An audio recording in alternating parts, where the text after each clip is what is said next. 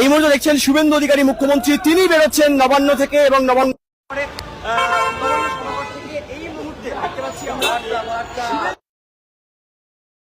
তিনি বেরিয়ে যাচ্ছেন এবং সকাল থেকে যে দফায় দফায় যে বৈঠক ছাড়লেন মুখ্যমন্ত্রী, সোমবারে নতুন ইনিংস শুরু করলেন শুভেন্দু অধিকারী।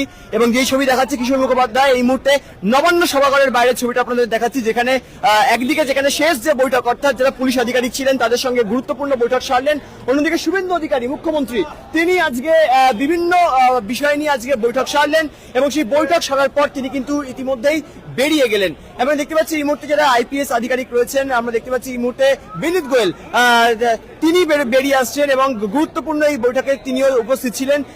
বিনীত গোয়েল তিনি ইতিমধ্যেই বেরিয়ে আসছেন বৈঠক সেরে। অন্যদিকে দেখতে পাচ্ছি পান্ডে সন্তোষ আইপিএস তিনি বেরোচ্ছেন, রূপেশ কুমার তিনি বেরোচ্ছেন এবং যে দফায় দফায় যে গুরুত্বপূর্ণ বিভিন্ন বৈঠক সারেন আজকে শুভেন্দু অধিকারী মুখ্যমন্ত্রী, তিনি কিন্তু আজকে যে সর্বশেষ যে বৈঠক তা কিন্তু রাজ্যের অর্থাৎ যারা আইপিএস পদমর্যাদার আধিকারিক রয়েছেন, রাজ্যের ডিজিপি সহ কলকাতা পুলিশ কমিশনার এবং হাওড়া পুলিশ কমিশনার এবং ডিআইজি আইজি পদমর্যাদার যারা আধিকারিক রয়েছেন তাদেরকে নিয়ে বৈঠক সারলেন এবং সেই বৈঠকে বিভিন্ন বার্তা তিনি দিয়েছেন। আমরা যেমনটা জানতে পারছি নবান্ন সূত্রে, কোনো জায়গায় যদি কোনো রকম অশান্তি হয় তৎক্ষণাৎ কিন্তু রিপোর্ট পাঠাতে হবে, এমনটা কিন্তু স্পষ্ট নির্দেশ দেওয়া হয়েছে আজকের এই বৈঠকে। ছবিটা করে দেখাতে বলবো কিশোর মুখোপাধ্যায়কে। এই মুহূর্তে যারা আইপিএস আধিকারিক রয়েছেন তারা বৈঠক শেষে বেরিয়ে আসছেন। কিছুক্ষণ আগে আপনাদের ছবিটা দেখালাম যেখানে শুভেন্দু অধিকারী মুখ্যমন্ত্রী তিনি বেরিয়ে আসছেন, তিনি বেরিয়ে চলে গেলেন এবং সকাল থেকে যে দফায় দফায় যে বৈঠক হয় সেই বৈঠকের একদম অর্থাৎ বিকেল 5টা থেকে যে বৈঠক হওয়ার কথা ছিল তা শুরু হয় এবং সেই বৈঠক কিন্তু মূলত ছিল যারা আইপিএস আধিকারিক রয়েছেন তাদের সঙ্গে এবং রাজ্যের আইন শৃঙ্খলা নিয়ে কিন্তু মূলত এই তাৎপর্যপূর্ণ বৈঠক ছিল। প্রথম দিনের এই বৈঠকে কিন্তু প্রত্যেকের নজর ছিল, যেখানে আমরা জানতে পারছি নবান্ন সূত্রে যেখানে কোনো অর্থাৎ এখনো যেহেতু আমরা দেখতে পাচ্ছি রাজ্যে এখনো 500 কোম্পানি কেন্দ্রীয় বাহিনী রয়েছে, সেখান থেকে দাঁড়িয়ে কিন্তু স্পষ্ট নির্দেশ দেওয়া হয়েছে আজকে যদি কোথাও কোনো অশান্তির ঘটনা ঘটে তৎক্ষণাৎ কিন্তু অ্যাকশন নিতে হবে, এমনটা কিন্তু নবান্ন সূত্রে পাচ্ছি। অর্থাৎ শুভেন্দু অধিকারী যে সমস্ত আইপিএস পদমর্যাদার যারা আধিকারিক ছিলেন তারা যখন ভেতরে বসেছিলেন তাদেরকে কিন্তু এই নির্দেশ দিয়েছেন মুখ্যমন্ত্রী, যদি কোথাও কোনো হিংসার ঘটনা ঘটে তৎক্ষণাৎ কিন্তু অ্যাকশন নিতে হবে এবং সেই রিপোর্ট কিন্তু পাঠাতে হবে এবং যদি সেই রিপোর্টের ক্ষেত্রে পাঠানোর ক্ষেত্রে দেরি হয় সেক্ষেত্রে কিন্তু কড়া পদক্ষেপ করতে পারে সরকার,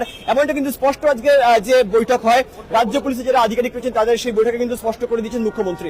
অন্যদিকে ছবিটা একবার দেখাবো, এই মুহূর্তে নবান্নের বাইরে যারা পুলিশ আধিকারিক রয়েছেন তারা বেরোচ্ছেন এবং সকাল থেকে আমরা যে ছবি দেখিয়েছি যেখানে অর্থাৎ আমরা দেখতে পেয়েছিলাম অর্থাৎ প্রথম যে বৈঠক সেখানে কিন্তু ক্যাবিনেট বৈঠক হয় এবং সেই ক্যাবিনেট বৈঠকে কিন্তু বিভিন্ন বিষয়কে সামনে রাখা হয়।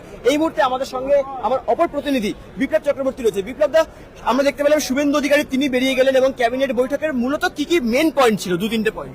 দেখো, ক্যাবিনেট বৈঠকে আজ যে ফোকাসটা ছিল যে রাজ্য সরকারি যে প্রকল্পগুলো সেই প্রকল্পগুলো যেগুলো ছিল প্রত্যেকটাই চালু থাকবে, কোনোটা বন্ধ হবে না।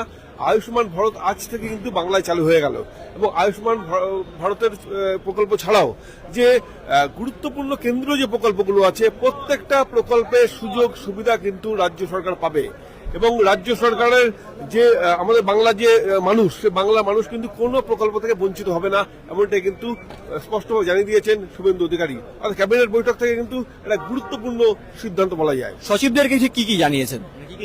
দেখো, সচিবদের পরিষ্কার বলেছেন যে ভয় মুক্ত পরিবেশে কাজ করতে হবে এবং সেক্ষেত্রে স্বাধীনভাবে কাজ করতে পারবে তারা, এখানে স্বাধীনতা থাকবে, সেখানে কোনোভাবে হস্তক্ষেপ করবে না, মন্ত্রিসভা যে কোনোভাবে হস্তক্ষেপ করবে না এবং কোনো সমস্যা